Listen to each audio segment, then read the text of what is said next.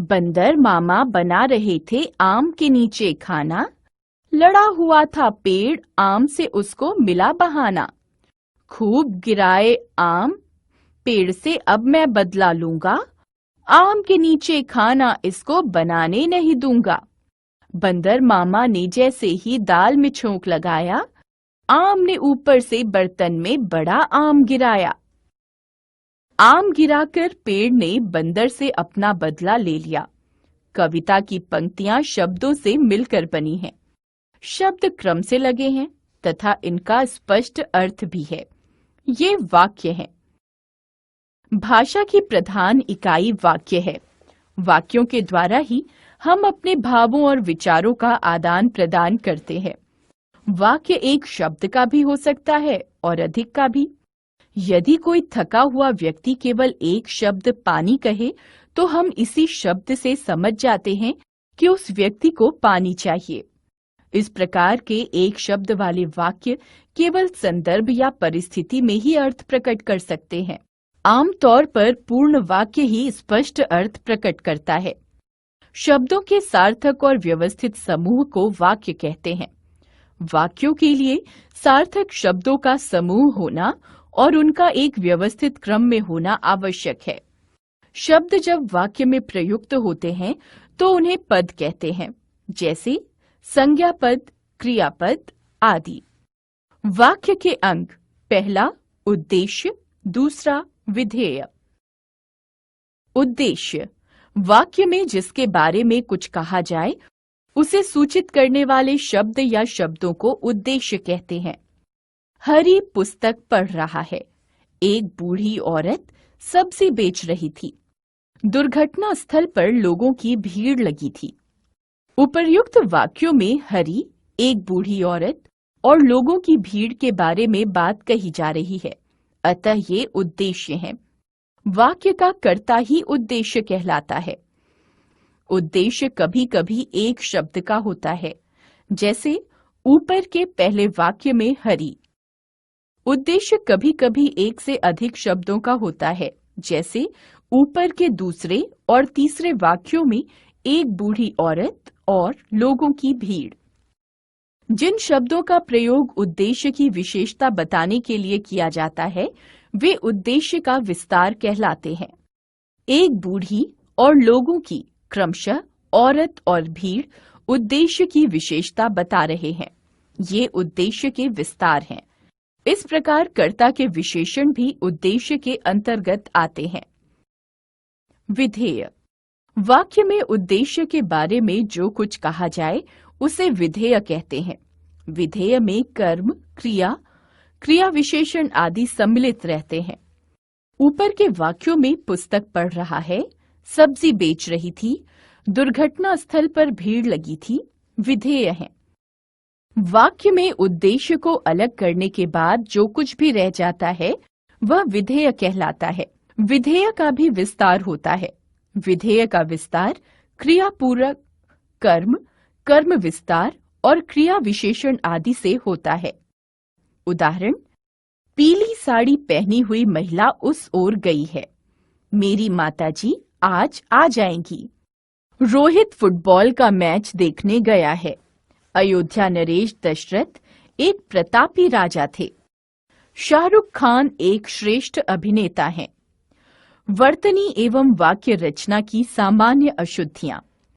साथ ही भारत में अनेक भाषाएं बोली जाती हैं।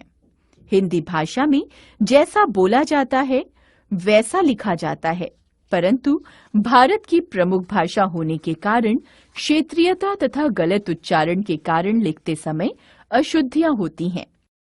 जरा इस दृश्य को देखिए, आप खुद जान जाएंगे कि अशुद्ध उच्चारण का क्या प्रभाव होता है। बाबूजी, ये जगह हमारे लिए नहीं है। मुझे पूरा दिन हो गया है घूमते घूमते और सामान का बोझ भी है। क्या कह रहे हो? कहीं पागल तो नहीं हो गए हो? मैं क्या गलत कहा? तुम्हारी कोई बात समझ में नहीं आ रही। अरे बेटा, मैं समझाता हूं। इसके कहने का मतलब है कि इसके लिए यह जगह नहीं है और यह पूरे दिन से भटक रहा है। इसके पास सामान का बोझ भी है। अच्छा मास्टर जी, तो यह व्यक्ति यह कहना चाह रहा था। देखा आपने, धर्मचंद ने बात तो सही कही, परंतु उसने नहीं, दिन तथा समान शब्दों का गलत जगह प्रयोग कर दिया, जिससे उसकी बात समझ नहीं आई। इसका कारण अशुद्ध उच्चारण है। आइए शब्दों और वाक्यों की कुछ सामान्य अशुद्धियों को जानें। अ, आ संबंधी अशुद्धियां। अशुद्ध, शुद्ध। आहार, आहार। आजाद, आजाद। आकाश, आकाश। नदान, नादान। साप्ताहिक, साप्ताहिक। अत्यधिक, अत्यधिक। ई संबंधी अशुद्धियां। अशुद्ध, शुद्ध। पत्नी, पत्नी। दीपावली, दीपावली। बीमारी, बीमारी। परीक्षा, परीक्षा। दीवार, दीवार। ऊ संबंधी अशुद्धियां। अशुद्ध, शुद्ध। शुरू, शुरू। तूफान, तूफान। रूप, रूप। दूसरा, दूसरा। दूध, दूध। डाकू, डाकू। आय संबंधी अशुद्धियां। अशुद्ध, शुद्ध। ऐक्य, ऐक्य। सैनिक, सैनिक। ऐतिहासिक, ऐतिहासिक। ऐनक, ऐनक। औ संबंधी अशुद्धियां। अशुद्ध, शुद्ध। अलौकिक, अलौकिक। औद्योगिक, औद्योगिक। गौतम, गौतम। औरत, औरत। औकात, औकात। अंग, अण संबंधी अशुद्धियां। अशुद्ध, शुद्ध। हंसना, हंसना। दांत, दांत। अंधेरा, अंधेरा। कांच, कांच। बांसुरी, बांसुरी। चांद, चांद। ठ संबंधी अशुद्धियां। अशुद्ध, शुद्ध। श्रेष्ठ, श्रेष्ठ। घनिष्ठ, घनिष्ठ। निष्ठा, निष्ठा। झूठा, झूठा। ढ अढ़ संबंधी अशुद्धियां। अशुद्ध, शुद्ध। ढोलक, ढोलक। पढ़ना, पढ़ना। चढ़ना, चढ़ना। मढ़ना, मढ़ना। बुढ़िया, बुढ़िया। र के प्रयोग संबंधी अशुद्धियां। अशुद्ध, शुद्ध। कर्म, कर्म। अर्थ, अर्थ। प्रणाम, प्रणाम। सहस्त्र, सहस्त्र। प्रतिज्ञा, प्रतिज्ञा। री संबंधी अशुद्धियां। अशुद्ध, शुद्ध। कृपा, कृपा। ऋतु, ऋतु। ऋषि, ऋषि। पैतृक, पैतृक। अन्य अशुद्धियां। अशुद्ध, शुद्ध। चिन्ह, चिन्ह। स्वास्थ्य, स्वास्थ्य। कृपया, कृपया। उज्ज्वल, उज्ज्वल। तिरस्कार, तिरस्कार। कलिष्ठ, क्लिष्ट। पूजनीय, पूजनीय। वाक्य रचना की अशुद्धियां। हम कई बार अज्ञानवश या गलत अभ्यास के कारण अशुद्ध वाक्यों को प्रयोग करते हैं।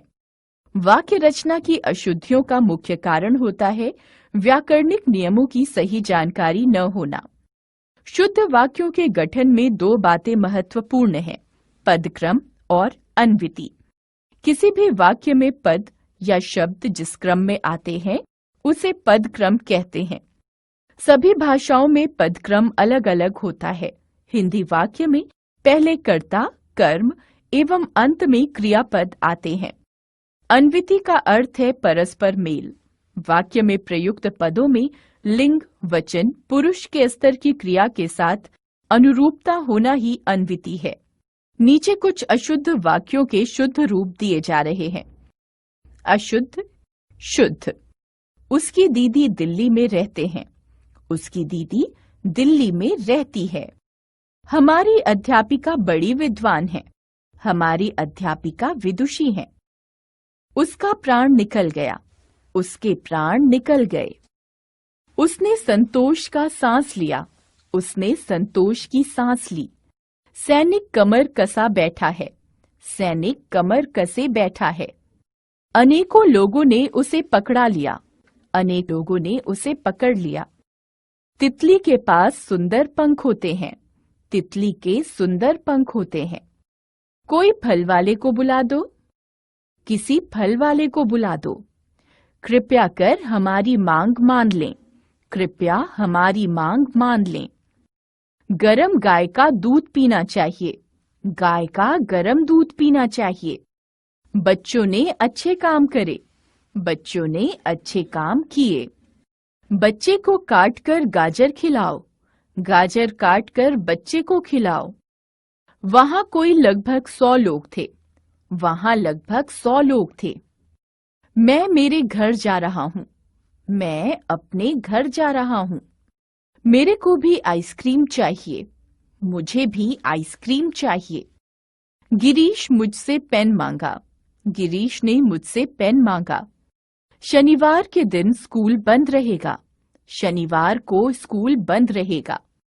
उसने कागज पर हस्ताक्षर कर दिया। उसने कागज पर हस्ताक्षर कर दिए। प्रत्येक देशों से प्रतिनिधि आए हैं। प्रत्येक देश से प्रतिनिधि आए हैं। 20 आदमी के लिए खाना बना है। 20 आदमियों के लिए खाना बना है। हमने सीखा, शब्दों के सार्थक व व्यवस्थित समूह को वाक्य कहते हैं। वाक्य में प्रयुक्त शब्द पद बन जाता है। वाक्य के 2 अंग होते हैं, उद्देश्य और विधेय। वर्तनी की अधिकांश अशुद्धियां अशुद्ध उच्चारण के कारण होती हैं। व्याकरणिक नियमों की सही जानकारी न होने से वाक्य संरचना की अशुद्धियां होती हैं। शुद्ध वाक्यों की रचना में पदक्रम और अन्विति का महत्व होता है।